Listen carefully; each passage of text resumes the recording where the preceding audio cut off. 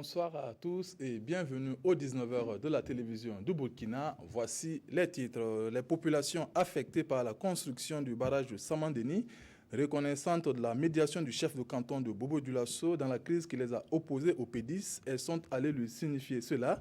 Une sortie de crise sans doute définitive avec le déblocage prochain de plus de 20 milliards de francs CFA pour le dédommagement de ces populations. Et puis, après la région de l'Est, c'est au tour des autorités de celle du Nord de se soumettre à l'exercice de rendre compte de l'action publique aux citoyens. Cet exercice a porté sur les réalisations de l'année 2016 dans les domaines de l'éducation, l'eau, la santé et l'agriculture.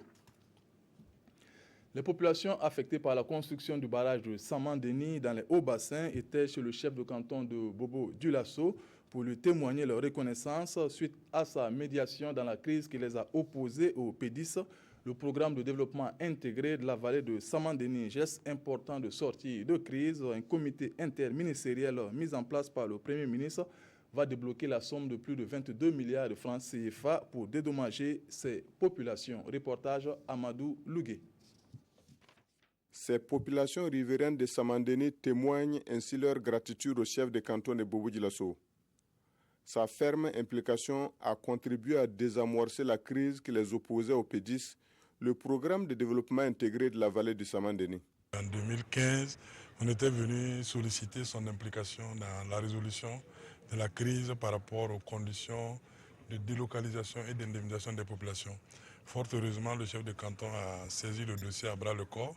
Il s'est fortement impliqué, il a contacté les autorités, les plus hautes autorités du pays, la primature, l'Assemblée et la présidence, pour poser avec beaucoup d'acuité le sort des populations affectées par le barrage de Samandeni.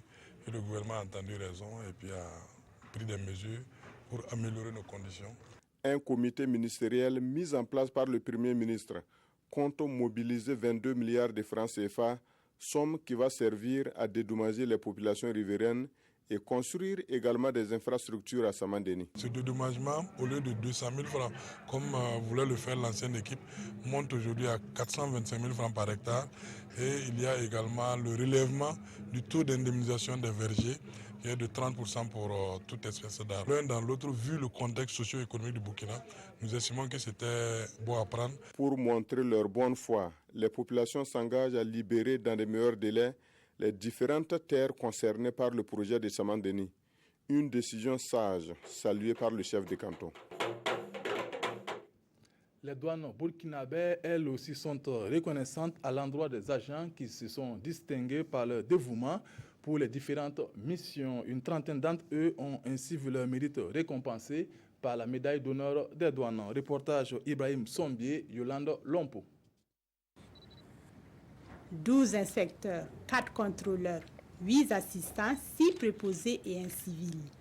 Voici les agents qui ont été décorés à cette cérémonie de récompense. Tous ont reçu la médaille d'honneur des douanes et c'est une tradition qui a encore été respectée. Chaque année, nous organisons ce type de cérémonie pour, de façon solennelle, encourager des collègues qui se sont illustrés de la plus belle façon au cours de l'année, notamment en matière de lutte contre la fraude, en matière de mobilisation des ressources, par leur engagement de tous les instants et accompagner l'administration des douanes dans ses multiples missions. Ces médailles représentent un moment de joie et une invite à mieux faire pour ces récipiendaires. Je suis vraiment émue pour cette distinction. Bon, mais je ne suis pas seule à faire le travail, c'est une équipe qui a fait le travail.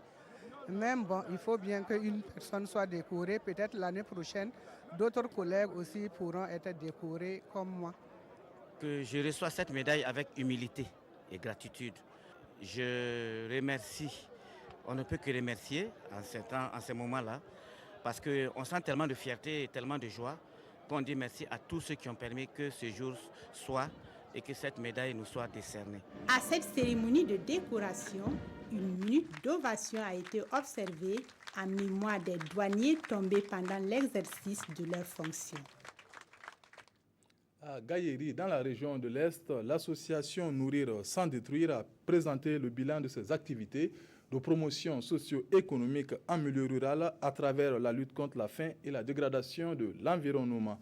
Financée par le programme américain Groundswell International, elle œuvre pour une agriculture durable, notamment la sauvegarde des semences locales et la pratique des nouvelles techniques culturelles. Désiré Ilboudo, Mahamadi Ouedraogo.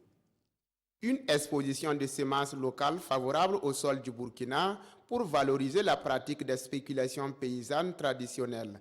L'initiative est de l'association Nourrir sans détruire.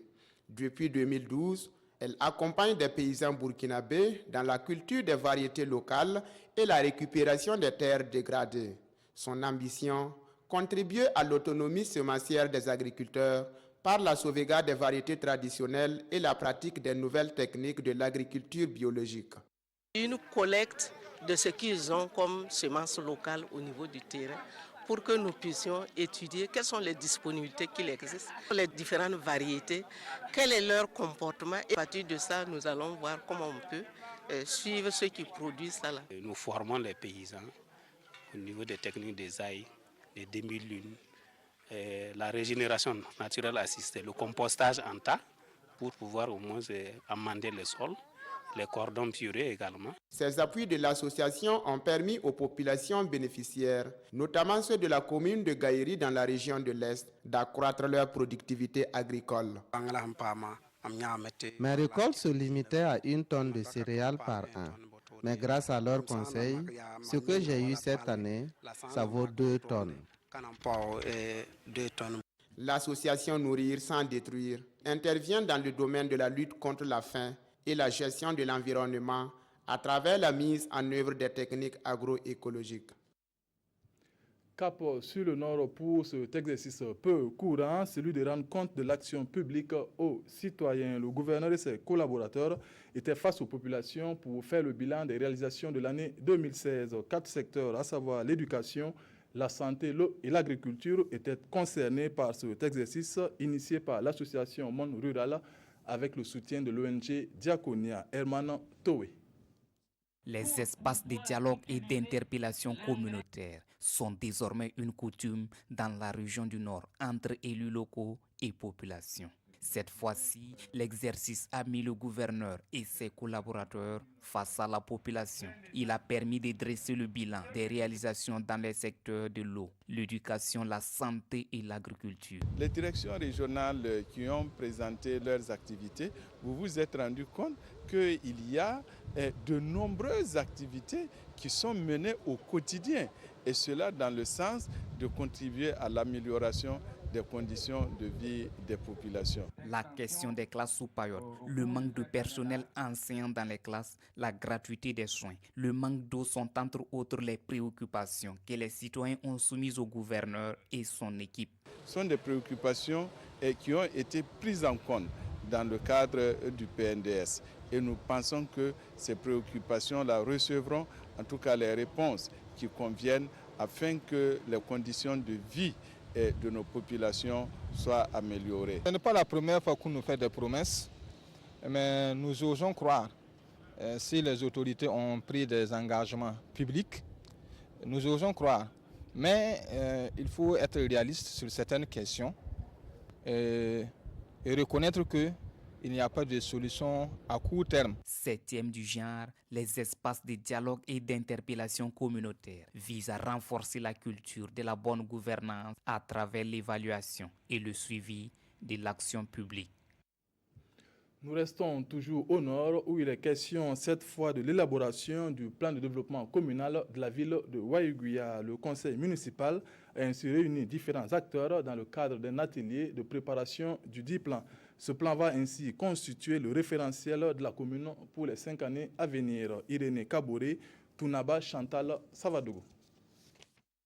Le conseil municipal de la ville de Waiguia veut se doter d'un nouveau plan de développement. Et pour ce faire, les acteurs politiques et les représentants de la population ont été sollicités à apporter leur contribution pour l'élaboration de ce précieux document. C'est la boussole de la commune, c'est le référentiel. C'est-à-dire que c'est le document véritablement principal qui nous permet de prendre l'ensemble des décisions, qui nous permet de pérenniser l'ensemble des activités. Donc maintenant, nous allons naturellement suivre ce qui est dit. Nous n'allons plus naviguer à vue. C'est une équipe composée de juristes, géographes, ingénieurs, économistes et experts en développement qui aura la lourde tâche d'élaborer ce plan communal de développement tout en prenant en compte les besoins et les aspirations de la population.